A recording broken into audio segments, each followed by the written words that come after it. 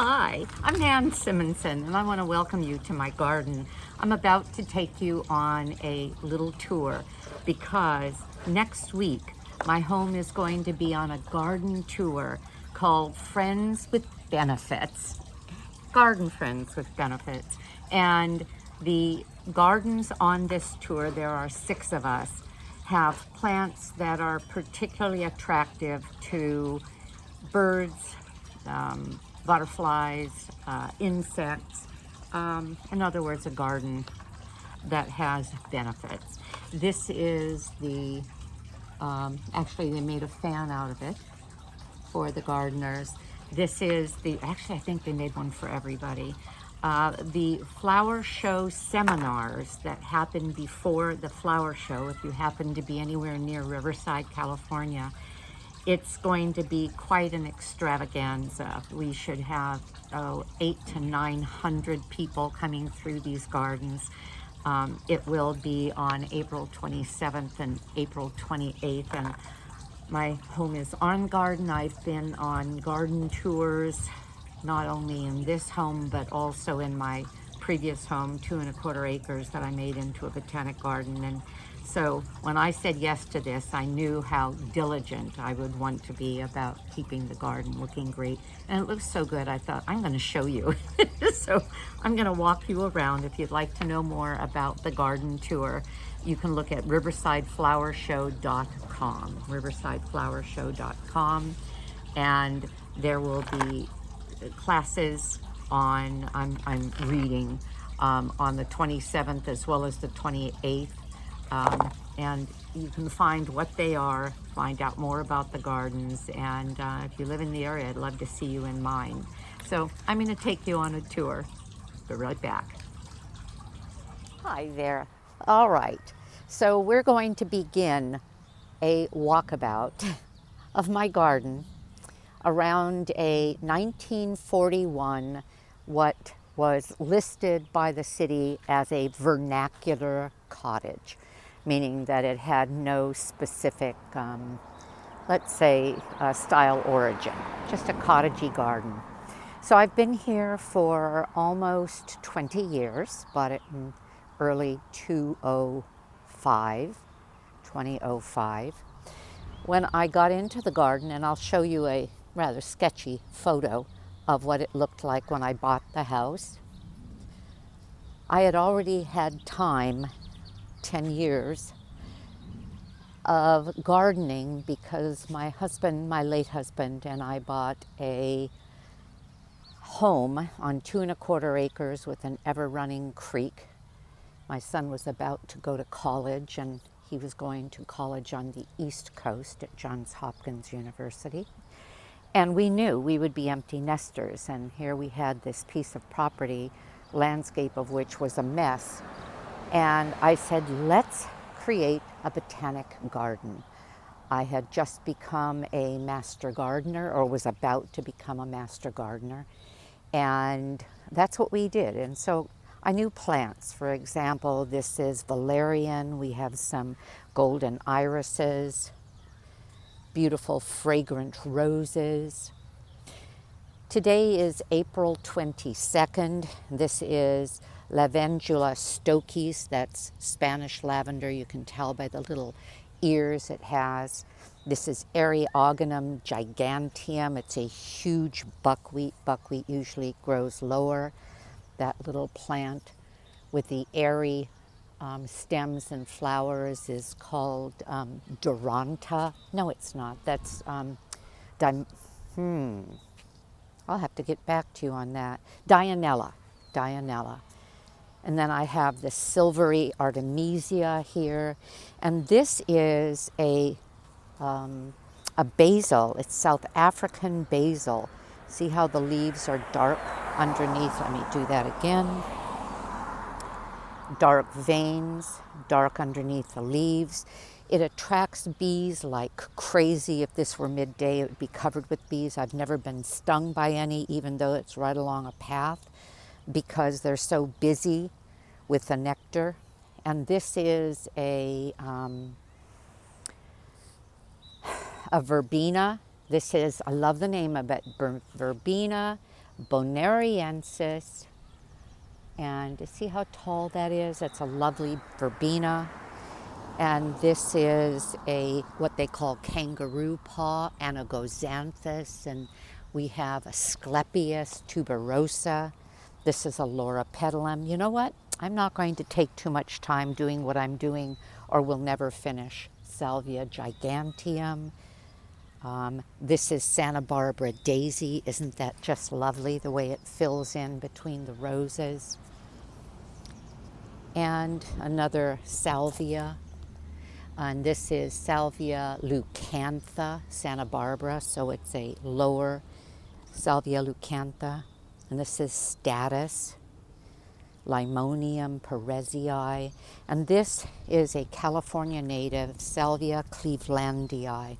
Okay, so that's the parkway. This is the front of the house. I had fallen in love with English gardens, but we live in Southern California, a city named Riverside, and it's a nearly desert, but not quite desert, semi-arid location. We get maybe 9 to 11 inches of rain a year, so that's really little in a very alkaline soil. And so that's a Mediterranean climate. So all of this is on drip irrigation to save water. That's a school across the street. So it's like we have a park across from us. And again, drip irrigation, rather water-wise. When you plant in a Mediterranean climate, you irrigate deeply but less often. So as opposed to a grassy lawn that some people irrigate every day, I'll go 3, 4, 5, 6, 7 days in between watering. And you'll see I plant low, I plant midline, and I plant high. For the design element, we are a National Wildlife Habitat, certified wildlife habitat. And so I have to have the elements for a habitat, including water. There's no chemicals in that water. It's always there for the birds. Nesting areas, protection in dense foliage from predators, as well as food sources. For example, that is a Arbutus marina that creates, like call it strawberry tree, it creates a little berry that the birds love. And depending on what is planted, I plant natives that have seeds for native birds, and then other plants for migrating birds. And this is my Meyer lemon tree. Isn't that beautiful? And you're going to see throughout this garden, which is planted on a 7,500 square foot lot, meaning not much space at all, I'm able to do this. It takes determination to keep things from getting too large and outgrowing. So on this tiny lot, I'm going down my driveway. This is where I park my car usually. And again, more little seating areas, a little Japanese maple and amaryllis. Is that an amarilla? I don't think so. I don't remember what that is. You'll see I use a lot of the spider plant because once you plant it, and I just put them in pots, even though they're a house plant, I have them outside. Once you plant them, those little offshoots can be planted and they'll grow into plants. This is where I get my bay laurel, my bay leaves. This is a bay laurel. Now, if left to its own devices, that will become a 40 or 50 by 50 foot tree. So I keep it small, and then I have bay leaves all the time. And I have thyme, and I have basil, and over there on the other side of the Santa Barbara daisy, I have rosemary. And you'll see I've planted pots. And this is where I grow my vegetables. And I have an olive tree, but that's an ornamental olive. This property, when I designed it, gosh, what was that? Oh, 15, 16, well, no, I've been here since 2019. When did we get, 2005, when did we get the award? It might have been in 207, 208. My landscape earned a WaterWise award, and a number of the landscapes I designed, because by then I was a landscape designer, and a number of my gardens earned awards. This first piece was drawn for our house in 2007 when we were on the Panhellenic home tour. Again, the house was built in 1941, and it's in a historic area. And this was painted because in 2010 when we were on a garden tour. And this is what the house looked like when I bought it. Big difference. And you're going to see the backyard.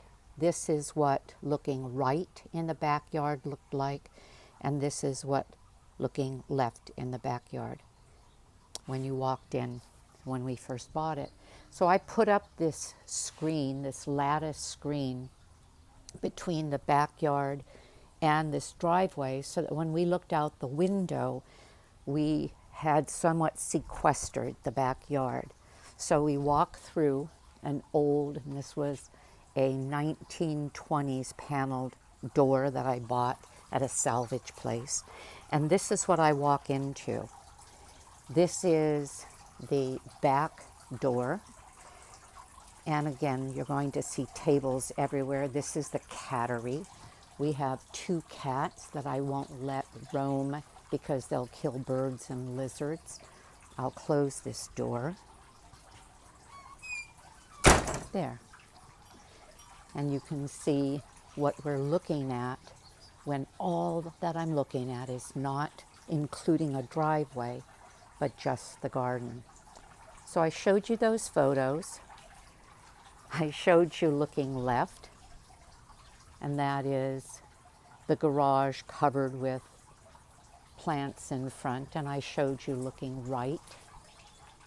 And you can see I planted heavily. I did that on purpose, but I maintain it. All right. And I'll just describe a few things. Now that the area is somewhat shaded by the plants that I have, the things like the calla lilies do really well even in the heat, but they bloom early, and it's relatively cooler in April, at least this April, than it will be in July when we have many days that are over 100 degrees.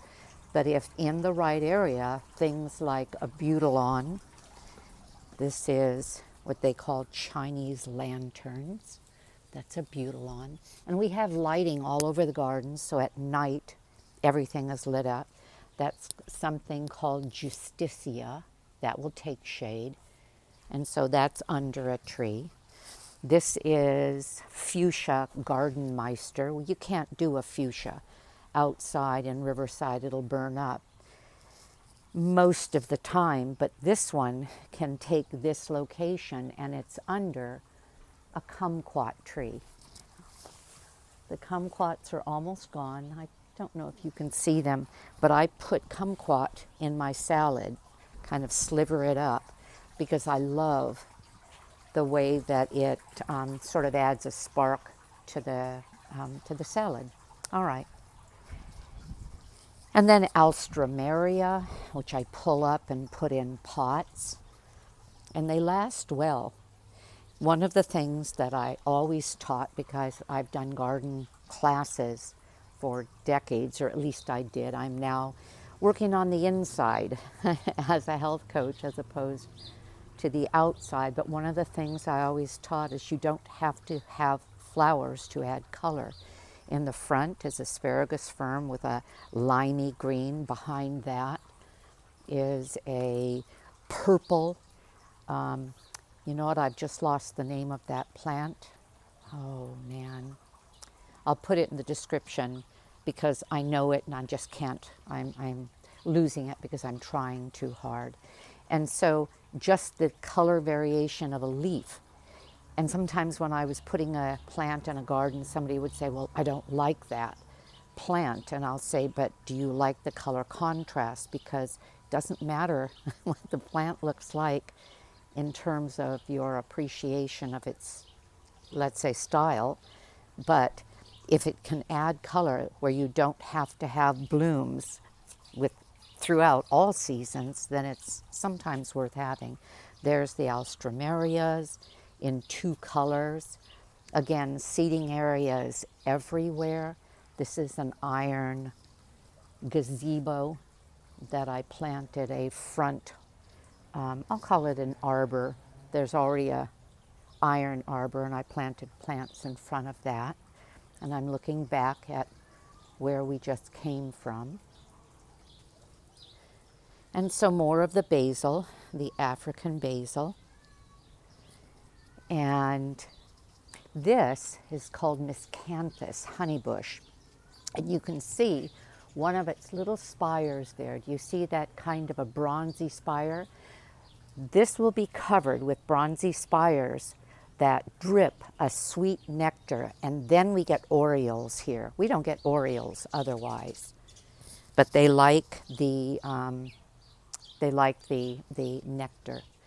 And again, I could take a lot of time discussing what you're looking at. This is Cecil Brunner. It's a rose that only blooms once a year. I think I would have chosen something had I thought more about it that blooms all year long like most roses, but it's a historic rose, and that's why I put it in initially. This plant here is the same as this plant in the back, and it's called Brunfelsia, and it is known by the common name yesterday, today, and tomorrow, because it blooms purple, fades to lavender, and then goes to white. Isn't that cool? And this is, again, another area to sit, to dine, to have lunch in the heat of the summer, because man, oh man, does it get hot here. This is something called a euphorbia. Doesn't that look mean? Some people would think, well, I don't want that ugly thing in my yard, but look at how interesting it is to have something quite different from the strappiness of the liriope to, on the other side, the small leaves of the box hedge and the rose behind it. Just makes for an interesting garden. More roses, more irises, and even nasturtiums. And the blossoms of nasturtium are delicious in a salad, even the leaves, but the blossoms especially. And they taste like radish.